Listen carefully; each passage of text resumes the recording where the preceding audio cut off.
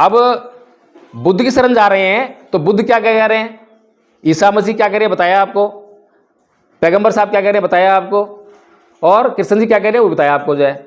अब बुद्ध क्या कह रहे हैं, बुद्ध कह रहे हैं कि बिना प्रश्न पूछे, बिना अपने संदेहों को मिटाए मेरी शरण में आ मत जाना।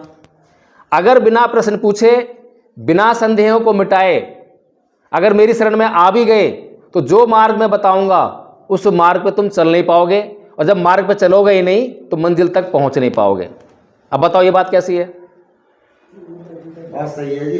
वो एकमात्र ऐसे शास्त्र हैं दुनिया में जो कह रहे हैं प्रश्न करो, बाकी दुनिया कह रही है प्रश्न मत करो। ये दुनिया जितनी भी आप देख रहे हो ना, ये जितना ये बन रहा है, ये खिड़की दरवाजे ईंट पत्थर सब जो है, ये सब जो है प्रश्न करने से ही आपको मिला है। अगर किसी ने प्रश्न ना किया होता, अपने सामने कोई समस्या ना रखी होती तो ये सब आपको नहीं मिलता। न्यूटन की कहानी जानते हैं सभी? न्यूटन की कहानी, न्यूटन जो है एक दिन एक सेब के पेड़ के नीचे सो रहा था और अचानक ऊपर से सेब गिरा। क्या बोलता है, अरे ये सेब नीचे क्यों गिरा, ये ऊपर क्यों नहीं गया है? अब तक जो है किसी ने सवाल नहीं करा था, पहली बार सवाल आया। क्या अब तक जो है सारी चीजें नीचे नहीं गिर रही थी? गिर रही थी। क्या न्यूटन के ये प्रश्न करने के बाद ही जो लॉ ऑफ ग्रेविटी है, ग्रेविटी का सिद्धांत जो है, गुरुत्वाकर्षण का सिद्धांत, वो आया? नहीं, उससे पहले भी था। लेकिन उसने जब प्रश्न किया तब उसकी खोज हुई, तब आपको ये पंखा वंखा मिल रहा है आज चलने के लिए। उसी चल रहा है ना, चुंबक के जो बल है उसका कैसे यूज करना है, उसी से हो रहा है ना ये सब जो है। तो कहने का मतलब ये है कि बुद्ध जो है आपको, आपके दिमाग को खोलने का काम कर रहे हैं, आपको जो है बेवकूफ बना रहे। वो कह रहे हैं कि मार्ग मैंने खोज लिया है, लेकिन उस मार्ग पर जो चलेगा वही मंजिल तक पहुंचेगा, ये बुद्ध कह रहे हैं। पहली बात स्पष्ट कर दी है कि बुद्ध जो है आपको कभी भी मूर्ख नहीं बना रहे हैं। आप किसी मंदिर में चले जाओ, मस्जिद में चले जाओ, गिरजाघर में चले जाओ, वो आपको प्रश्न करने के लिए नहीं कहेंगे। एक बार ऐसी मैं मस्जिद में चला गया, मस्जिद में कुछ नमाजी जो है कुछ वो कुरान वगैरह पढ़ रहे थे, तो मैंने उनसे एक बात पूछी कि साहब ये बताओ कि आप ये सब क्यों पढ़ रहे हो? कहता जी हमें जन्नत जाना है। मैंने कहा अच्छा तो चलो ठीक है, अच्छी बात है, जन्नत जाना है। अब तक कितने लोग जन्नत में जा चुके हैं, कोई रिकॉर्ड है? कोई रिकॉर्ड नहीं है।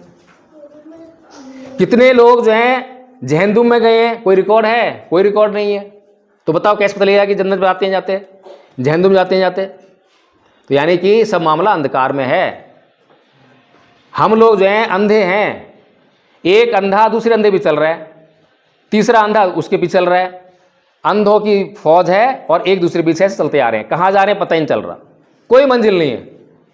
इस दुनिया में भगवान बुद्ध ने इस संसार को आंखें देने का काम किया, आंखें देने का काम किया। अभी जैसे कि हमारे दो आचार्य यहाँ पर बैठे हुए, उन्होंने बताने का प्रयास किया आपको कि क्या है धम्म।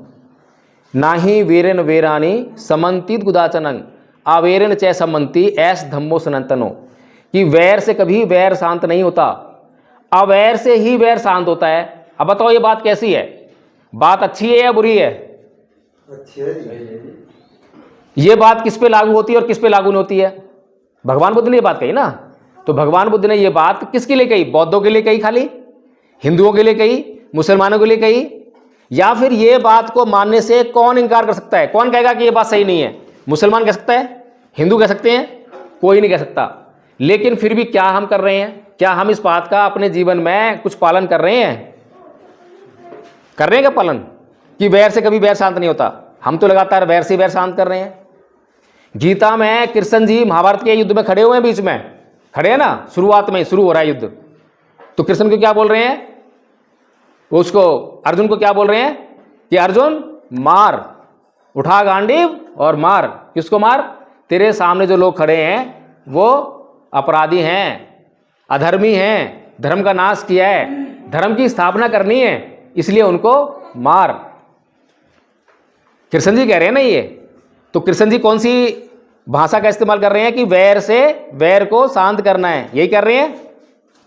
और भगवान बुद्ध क्या कर रहे हैं कि वैर से कभी वैर शांत नहीं हो सकता। तो क्या धर्म की स्थापना हो गई? क्या अब इस दुनिया में अधर्मी नहीं हुए? क्या अर्जुन ने जब उन सबको मार दिया तो धर्म की स्थापना हो गई क्या? फिर कोई पापी पैदा नहीं हुआ? ऐसा नहीं है, पापी तो लगातार पैदा होते रहे। कोई ऐसा युग नहीं है जहां पर अच्छे और बुरे दोनों तरह के लोग ना हो। अच्छे भी होंगे और बुरे भी होंगे, धर्मी भी होंगे अधर्मी भी होंगे, होते हैं ना। लेकिन हमें क्या बता रहे हैं? मार कर किसी सुधारना चाहते हैं। और भगवान बुद्ध क्या कर रहे हैं? भगवान बुद्ध, अंगुलीमाल की कहानी सुनिए सबने।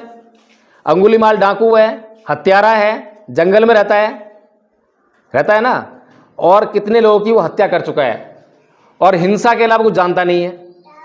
उसको सुधारने के लिए जा रहे हैं भगवान बुद्ध, और उसको सुधारने जा रहे हैं तो कैसे जा रहे हैं? कोई बड़ी सेना उनके पीछे है क्या? कोई हथियार लेके जा रहे हैं? निहत्थे जा रहे हैं, बिना हथियार के जा रहे हैं। और जब जा रहे हैं तो उसको जो है ना तो डांटते हैं, ना फटकारते हैं, ना गाली गलौज करते हैं, उससे जो है बातचीत करते हैं, उसके चित्त में परिवर्तन करते हैं। और उसको परिवर्तन करके जो है, जैसे एक पालतू पशु को हम अपने पीछे पीछे ले लेते हैं, ऐसे ही जो है उसको अपने पीछे पीछे लेकर समाज में लेकर आते हैं। मारते नहीं हैं।